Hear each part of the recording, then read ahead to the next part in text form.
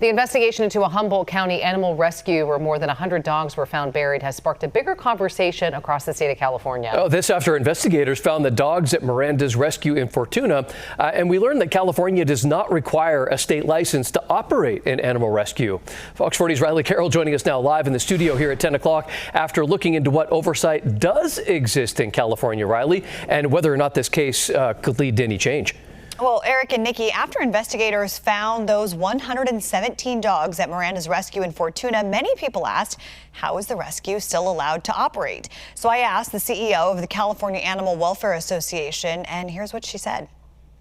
There's not really a level of accountability or expertise at the state level that's looking into these agencies. Many animal lovers and Californians at large assume private rescues are subject to regular state oversight. What's really surprising in the state of California that regulates so many things that all of these companion animal entities are not regulated. Jill Tucker is the CEO of the California Animal Welfare Association. She says while animal cruelty laws still apply, California does not have a statewide system that licenses and routinely inspects private animal rescues. There is no opportunity really to go in and inspect and make sure that they're even adhering to our existing state laws. Her organization is proposing a new state bureau. A Bureau of Companion Animal Welfare under the California Department of Food and Ag. That would license rescues, require annual inspections. And this would be modeled after a very successful program in Colorado called PACFA. For California, that would mean all shelters and rescues and breeders and brokers would pay an annual fee,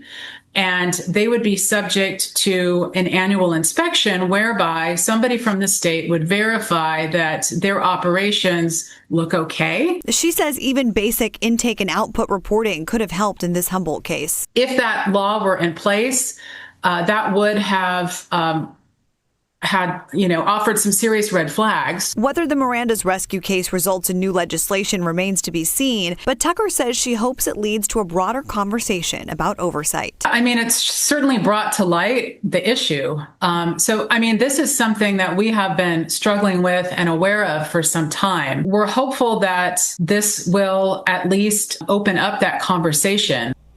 Now, the California Animal Welfare Association says the main pushback to their proposal is from some shelters thinking registering and reporting would be too cumbersome, and from some legislators who are against the cost of creating a bureau. If you'd like to learn more about the proposal, or if you're thinking about adopting a shelter pet, we do have links to the organization's resources on our website, fox40.com. Nikki, back to you. Riley, thank you. Turlock